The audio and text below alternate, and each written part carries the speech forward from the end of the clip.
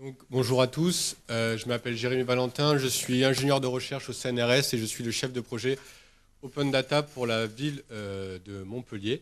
Et je remercie les organisateurs de m'avoir invité pour parler Open Data et qualité de données, parce que nous, on a une relation assez particulière à cette question de la qualité. Déjà, je ne suis pas producteur de la donnée, je suis uniquement diffuseur de la donnée. Et donc, notre politique, c'est que l'open data ne doit pas représenter une charge supplémentaire de travail pour les services métiers. Donc, je n'ai pas de relation directe avec la donnée. Et autre particularité, c'est que je dois parler à un panel de réutilisateurs potentiels totalement hétérogène, on va dire. Ça doit aller du géomaticien, qui lui a l'habitude de métadonnées bien structurées, à des réalisateurs qui n'ont pas du tout l'habitude de manipuler les données géographiques, mais qui en ont envie. C'est par exemple, j'étais toute la semaine dernière à l'antenne montpelliéraine de l'école de journalisme de Lille, qui faisait un travail sur le data journalisme avec un ancien journaliste du site OVNI. Donc je ne sais pas si vous connaissez le site OVNI, mais si vous ne connaissez pas, je vous invite à découvrir. Et donc, ces étudiants ont travaillé avec nos données dans le cadre de problématiques liées aux futures élections. Et pour un étudiant dans une école de journalisme, lui parler de projection géographique ou de choses comme ça, c'est totalement abstrait. Lui, ce qui l'intéresse, c'est prendre un KML, le glisser dans Google Talk Fusion et pouvoir afficher de la donnée derrière. Donc, la qualité, pour lui, c'est juste, est-ce que c'est opérationnel avec des outils grand public, et je ne vais pas du tout avoir les mêmes problématiques avec des professionnels de la géomatique. Donc, je suis uniquement diffuseur, et moi, ma question, c'est, à l'image de cette photo, est-ce que je diffuse cette image avec une petite erreur, ou est-ce que, comme la télé russe, je mets une autre image à la place pour pas que mon public voit cette image. Donc ça, c'est un peu mon métier, et on verra par la suite. Donc, pourquoi on a fait l'open data? Donc là, je vais aller très vite. On a fait, comme tout le monde, porter à connaissance sur le territoire, transparence de l'action publique et levier économique, auquel maintenant on rajoute favoriser les synergies internes et locales. Donc ça, tout le monde fait pareil. Tout le monde fait pareil depuis 2009 et même faisait déjà ça avant. Nous, on l'a enrobe dans quelque chose qu'on appelle l'open data, qui est un peu plus sexy au niveau de la communication. Mais au final, il n'y a rien de très, très nouveau dans la démarche. Sachez qu'à Montpellier, pour le cas de la ville, ceci s'intègre dans un programme de politique numérique qu'on appelle Montpellier Territoire Numérique. Il n'y a pas que l'open data, il y a d'autres projets. Certains ont bien marché, d'autres n'ont pas du tout marché. Mais bon, ce n'est pas du tout le sujet actuel, mais l'open data n'est pas un projet seul, il intègre un projet plus complexe et plus vaste. Donc pour ceux qui ne connaissent pas, voilà une capture d'écran du site open data de la ville de Montpellier, qui ressemble à tous les sites open data qui existent sur la planète. Donc on a ouvert en mars 2011, donc on va fêter nos 3 ans. On a un peu plus de 100 jeux de données à l'heure actuelle. En termes, donc on a tout type de données. On a, je crois, à peu près 60% de données géographiques. De toute façon, vous trouverez actuellement sur les portails open data en France et même ailleurs une grande majorité de données géographiques, et vous pouvez faire une corrélation entre le pourcentage de données géographiques et la volonté réelle de l'institution de faire de l'open data. Plus il y a de données géographiques sur un portail open data, moins le portage est fort en interne, parce que mettre de la donnée géographique, c'est le plus simple. Enfin, c'est votre métier pour certains depuis 30 ans, c'est structuré. Il suffit de faire copier-coller, le mettre à un endroit. C'est jamais très sensible comme données. Alors que commencer à travailler sur des procès-verbaux de délibération du conseil municipal, d'allocation de subventions pour les associations, tout ça, il faut une volonté interne un peu plus importante. Donc, en termes de visites, sachez qu'on est, vous le voyez, au début, on était à 1000 visites mois, on est à peu près à 4000 visites mois. Notre record, c'est l'été dernier pour le passage du Tour de France. Donc en amont du passage du Tour de France, j'avais négocié le parcours d'arrivée et de départ du Tour, qu'on a mis en open data 1 mois à l'avance. Et les 3 jours avant, je faisais 6000 visites jour, alors que d'habitude, je suis entre 2 et 400 visites jour. Donc voilà, juste pour la petite histoire, c'est notre record de visite. En termes de données, donc j'ai fait des statistiques pour les 2 ans, donc en mars de l'année dernière. Il faut que je renouvelle l'opération. Comme vous le voyez, notre donnée la plus téléchargée n'était pas une donnée géographique, c'était la liste des associations, donc des 1600 associations de la ville de Montpellier. Et ce matin, il a été dit que l'open data ne doit pas être que de la donnée publique. Donc nous, on s'efforce de travailler avec des partenaires pour avoir de la donnée qui parle du territoire. Et aujourd'hui, la donnée qui attire le plus de monde sur mon portail, ce n'est pas une donnée de la ville, c'est une donnée de Vinci et de ASF. C'est le tracé du doublement de l'autoroute A9. Donc c'est un deal que j'ai eu avec eux. Est-ce que je peux mettre cette donnée en open data? On a fait une sorte de petite convention. Donc on essaye de s'ouvrir. On a aussi des données de RLR, on a aussi des données sur les mesures de radiofréquence des antennes. Enfin, on essaye de s'ouvrir à d'autres acteurs qui ont aussi des données sur le territoire. Mais après, on retrouve quand même beaucoup de données géographiques, que ce soit les établissements publics, les espaces verts, les arbres, les caméras de vidéoprotection, enfin voilà, classique. Donc, quelle est la relation que nous entretenons avec la question de la qualité? Alors pour nous, enfin pour moi en tant que chef de projet Open Data, la première relation que j'ai avec la question de qualité, c'est souvent une fausse excuse. C'est mes données ne sont pas de bonne qualité, je ne veux pas les mettre en Open Data. Donc tout ça, soit elles sont vraiment pas de bonne qualité, mais généralement ce n'est pas notre positionnement. Si la donnée sert à un usage métier, elle est valable pour l'Open Data. Donc c'est comme ça qu'on fonctionne. Donc si on sent que c'est une fausse excuse, on essaie de voir ce qu'il y a derrière. Alors, il peut y avoir un blocage politique, un blocage technique, ça peut être varié. Mais pour nous, c'est souvent notre premier contact avec la notion de qualité, ça peut être une excuse pour ne pas nous donner de la donnée. Une fois qu'on a passé cet objectif, enfin ce blocage, on voit plutôt la qualité comme un objectif à atteindre pour satisfaire notre panel de réutilisateurs assez varié. Donc, pour nous, pour une donnée, la mise en open data apporte plusieurs choses. Donc, la première, c'est un regard neuf sur la donnée. Donc, c'est des données métiers qui sont souvent traitées par les mêmes personnes depuis 5, 10, 20 ans, qui la traitent toujours de la même façon. Donc, le fait de le mettre à l'extérieur, il y a des gens qui vont l'avoir d'une autre façon, qui vont la traiter d'une autre façon, et ça peut peut-être potentiellement faire apparaître des erreurs ou améliorer la qualité. C'est, entre guillemets, évaluer la popularité de la donnée. Moi, je fais souvent des rapports aux services métiers. L'année dernière, le service du génie urbain de la ville m'a demandé un rapport. J'ai une dizaine de données qui sont directement liées à leur service sur leurs données. Et ils sont contents de savoir que la donnée des 3000 et quelques passages piétons a été téléchargée 500 fois. Et ils savent qu'une telle autre donnée est plus téléchargée que l'autre. Donc les services sont plutôt heureux de savoir que leur donnée est téléchargée et quelle est la plus populaire de ces données. Il y a rentabiliser la donnée, parce que nous, notre positionnement, c'est la donnée, elle a déjà été payée une fois via l'impôt.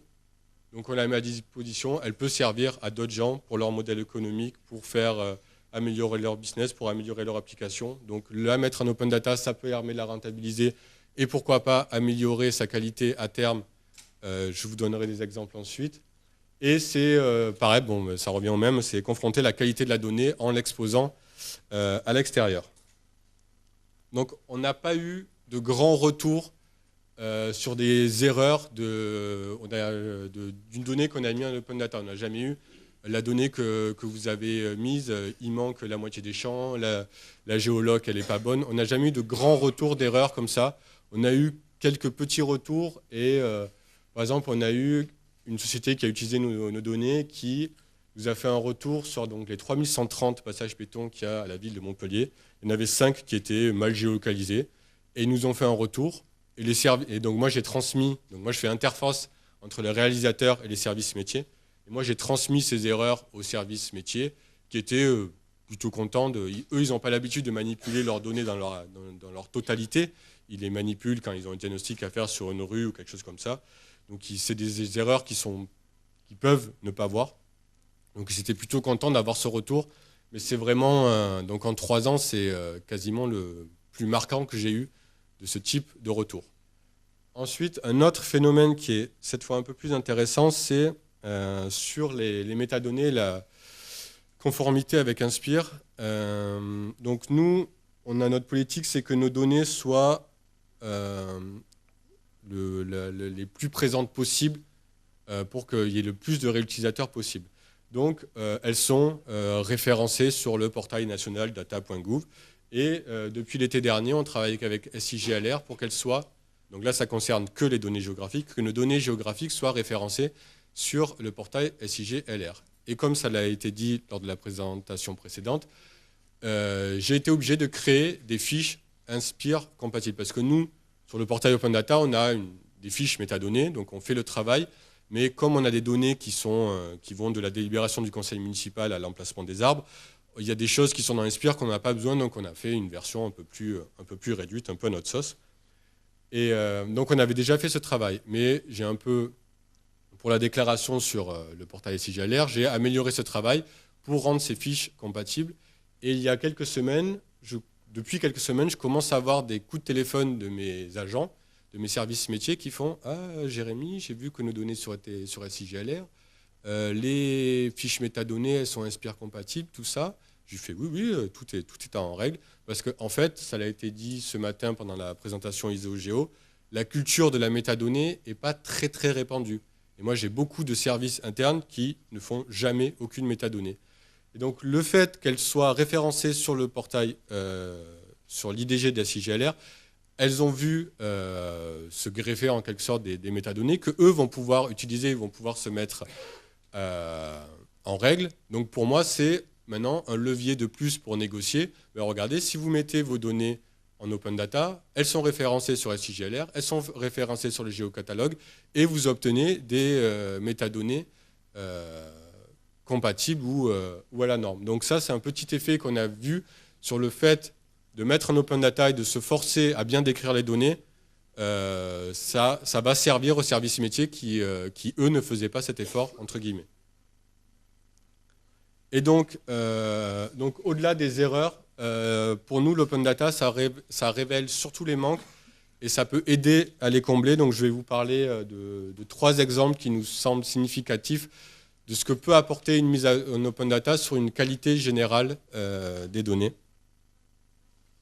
Donc premier exemple, c'est sur la localisation des équipements sportifs. Donc on a mis en open data la localisation de tous les équipements sportifs de la ville de Montpellier.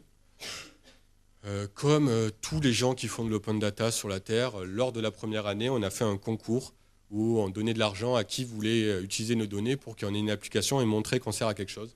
Donc on a fait ça, comme tout le monde.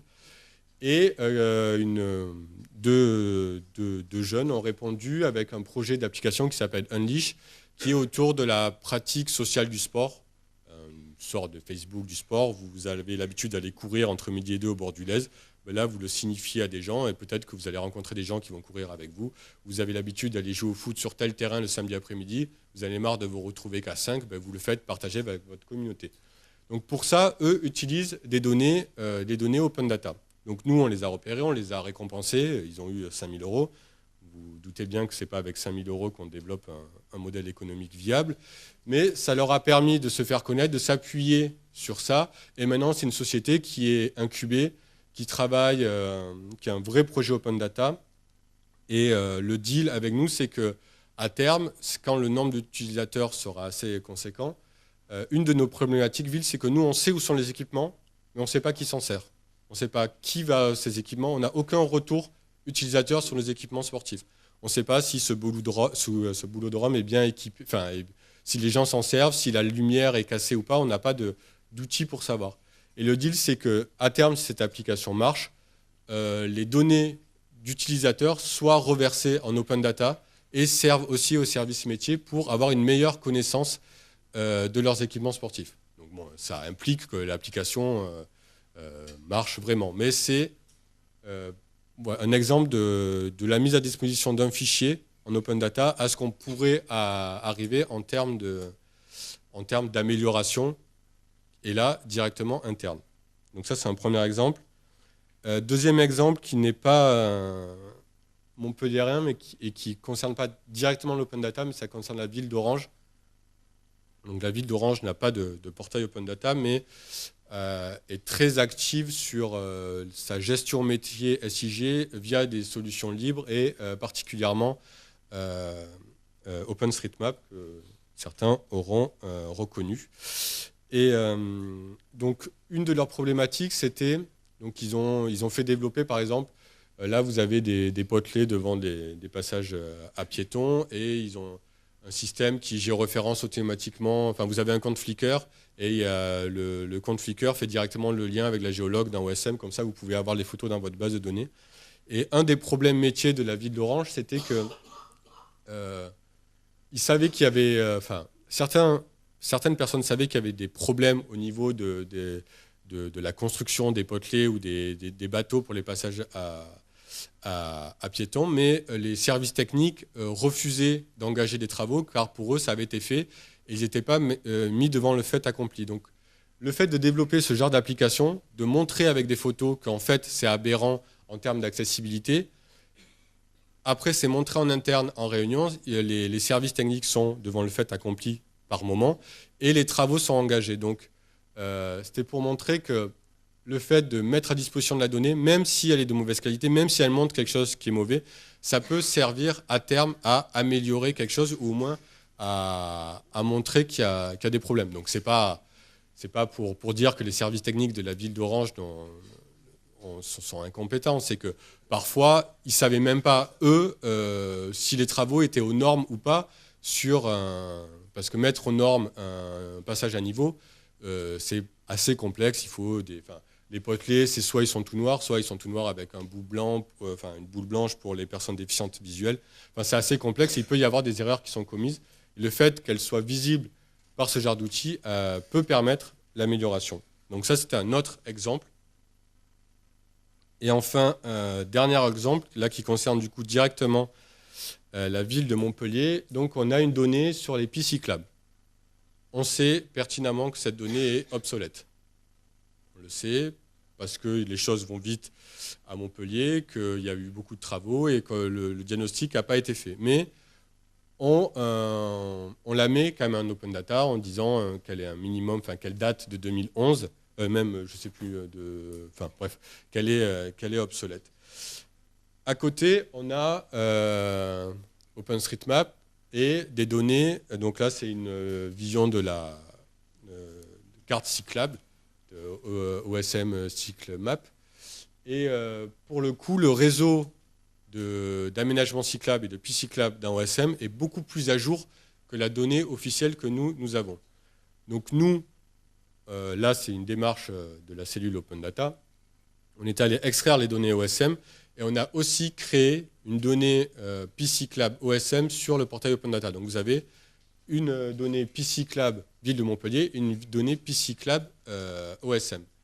Et là où ça devient intéressant, c'était il y a 15 jours, j'ai les services qui s'occupent de la question des pistes cyclables qui m'ont appelé, qui m'ont dit oui, donc ils savent que leur donnée elle n'est pas à jour.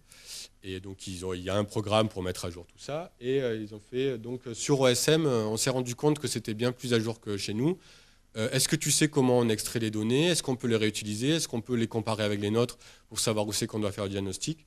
Et donc, moi, je leur explique que nous, on a déjà fait le travail. Donc, si eux peuvent directement aller chercher la donnée sur le site Open Data. Mais je leur explique aussi, il y a des gens chez OSM qui ont fait des API, donc, une API qui s'appelle Overpass Turbo qui permet d'extraire des données, qui marche très bien. Et donc, on fait découvrir aux services métiers des nouvelles façons de travailler la donnée, de récolter de la donnée, qui peuvent servir leurs usages. Je ne dis pas que toutes les données dans ASM sont parfaites et qu'elles sont exhaustives, c'est loin d'être le cas. Mais par exemple, sur la question des pistes cyclables, la donnée qu'un OSM est de meilleure qualité que la donnée métier. Ça ne veut pas dire qu'il faut baser tout son système sur ça, mais ça peut vous aider à au moins améliorer la vôtre. Et enfin, une des questions qui nous intéresse, c'est que le plus de gens possible réutilisent nos données. Je vous disais dans les statistiques, en 2 ans, on avait eu 75 000 téléchargements de données. Sur ces 75 000 téléchargements de données, moi, je dois avoir entre 30 et 50 retours de personnes qui me disent comment ils l'utilisent. Mais moi, je demande rien à l'entrée. Les gens font ce qu'ils veulent de ma donnée. Donc, mais ce que je veux, c'est que le plus de gens possible réutilisent ma donnée. Et surtout que les gens puissent développer des choses au niveau national. Et ce qu'on s'est rendu compte, c'est que les données, vous pouvez avoir une donnée assez simple. Les prénoms les plus donnés dans les villes à Montpellier, que ce soit Rennes, Bordeaux, Montpellier, on décrit tous d'une façon différente les prénoms, les données les plus données dans nos villes. Donc, si vous voulez créer, par exemple, une application qui vous dise quel est le prénom le plus donné en France, ben, c'est un casse-tête du point de vue de l'interopérabilité des données. Donc, notre objectif serait que sur certains jeux de données, donc les prénoms, parce que c'est un côté communication assez important, mais les budgets, on en a identifié une dizaine, que les données soient interopérables entre les villes. Donc on s'est rendu compte que faire changer les services métiers, ça allait être impossible. Donc déjà, ça, on a abandonné.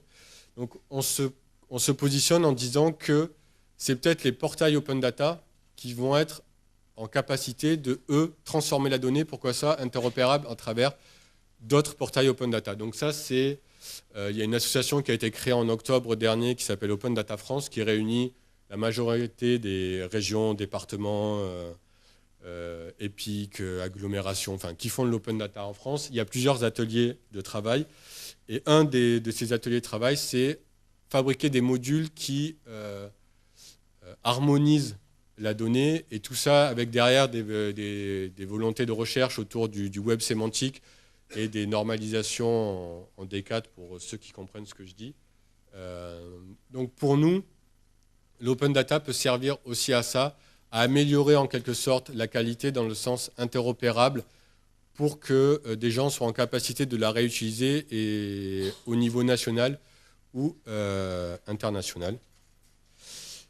Et voilà, et je vous remercie. Je finis avec la même image qu'au départ en vous disant qu'il vaut mieux diffuser l'image d'une erreur, comme ça on peut avoir une réutilisation inattendue. Et là, vous avez, pour ceux qui ont vu la cérémonie de clôture, il y a eu une réutilisation du bug qu'il y a eu lors de l'ouverture des anneaux dans la cérémonie d'ouverture. Enfin, ma phrase est un peu compliquée, mais c'était l'idée. Bon voilà, je vous remercie.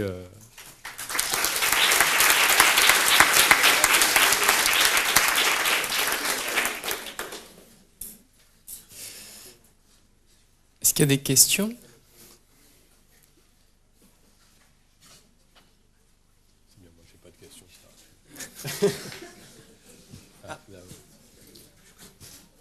Oui, bonjour. Est-ce qu'il y a des données que vous n'avez pas en open data? Enfin, il y en a plein que vous n'avez pas. Quelles sont les données que vous aimeriez mettre sur le portail et que vous n'avez pas, ou que vous obtiendrez difficilement, etc. J'ai toute une liste dans mon bureau de mes objectifs. Il y a plein de... en fait, donc là, on est à un peu 116 ou 120 jeux de données.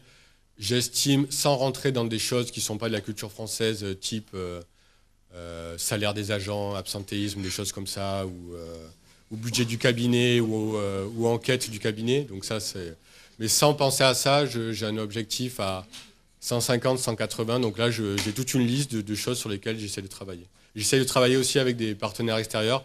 Là, je suis en contact avec RFF en ce moment sur le tracé de la LGV. Et en interne, j'ai toute une liste.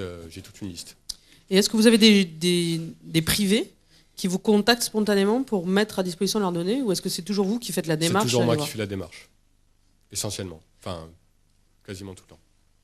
Et à ce moment-là, si c'était le cas, vous auriez une sélection d'entrée sur est-ce que cette donnée est pertinente Moi, si la donnée sert à un usage métier, je la mets en open data. C'est pas à moi de juger sa pertinence. Parce que si vous me dites, je vais vous donner les 3000 passages piétons, la pertinence, je ne sais pas où elle est, mais je la mets en open data. Donc je ne juge pas la pertinence d'une donnée. Donc si Veolia m'approche et me dit j'ai des données sur l'eau, tant que ce n'est pas des données personnelles qui sont liées à la CNIL, moi je suis ouvert.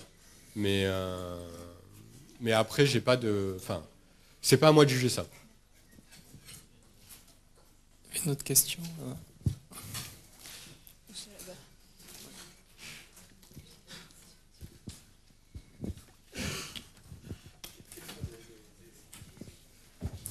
Oui, bonjour, Aman Christophe de la société EOLAS. Au-delà du cas des pistes cyclables sur le OSM, quels sont les formats que vous proposez en import au sein de la plateforme du coup? Puisque vous avez parlé tout à l'heure, il y avait beaucoup de données SIG. Sur quel format se basent en entrée les données SIG que vous exploitez à ce jour et que vous proposez en data visualisation? Alors, moi, généralement, des services, je reçois un shape. Et moi, je duplique dans d'autres formats. Shape KML, GeoJSON, XLS, CSV. Voilà. Mais j'ai pas de flux WMS ou de choses comme ça. J'ai pas d'API non plus à l'heure actuelle parce que j'ai pas vraiment de données temps réel qui mériteraient pour l'instant le développement d'API ou ce genre de choses. Et sur les systèmes de conversion, vous avez utilisé des outils spécifiques J'utilise soit des solutions SRI, soit QGIS, soit j'utilise pas FME pour le coup, mais c'est plutôt ce genre d'outils. Pour les données géographiques.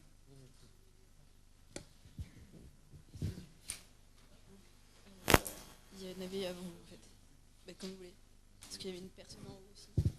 Une toute petite question, c'est sur l'actualisation de ces données. C'est toi qui vas chercher la dernière mise à jour ou ils ont les moyens de la déposer et est-ce que c'est robotisé ou automatisé?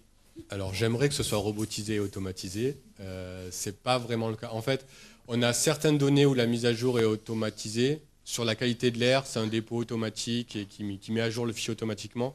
Mais généralement, si j'ai des mises à jour qui sont annuelles, donc moi j'ai une liste de tâches, je sais que ça fait un an qu'elle est en ligne, je contacte le service et c'est manuel. Il y a certaines données que je mets à jour, par exemple le filaire adresse, le point adresse, j'essaie de le mettre à jour tous les 3 mois. Et quand j'ai un service qui a fait une grosse mise à jour, généralement il me contacte. Ça se passe comme ça, mais c'est pas, à l'heure actuelle, c'est pas automatisé. Certaines, ça pourrait être le cas, d'autres, techniquement, on en est, sauf gros développement, on en est encore incapable. Donc c'est assez artisanal, entre guillemets. Mais c'est assez fréquent, en fait, que ce soit artisanal. Oui, bonjour. Question. Myriam Cross, donc de l'EID Méditerranée. Vous avez parlé des équipements sportifs, vous avez mis à disposition la donnée. Il y a justement 2 jeunes qui ont développé une application. Est-ce que vous avez vocation finalement à vous inscrire dans une démarche de production de données d'un point de vue collaboratif? Par exemple, est-ce que ça ne pourrait pas rendre service à vos directions métiers? Alors, oui et non. Disons qu'à la base, non, mais on essaye de l'encourager.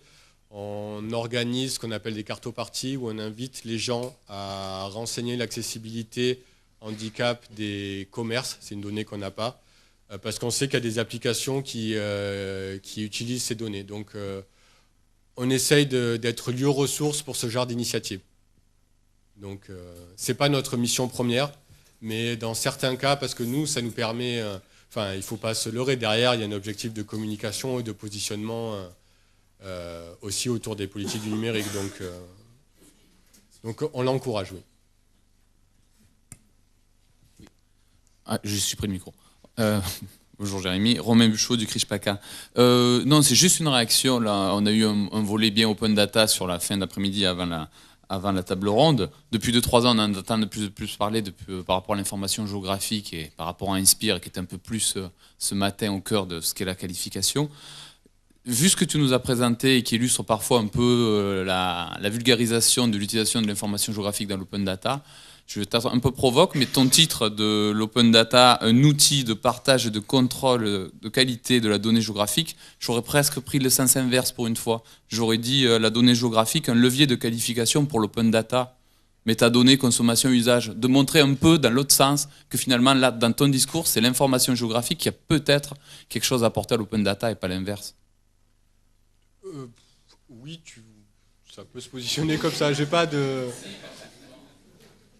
positionnement fondamental sur cette question, je t'avouerai.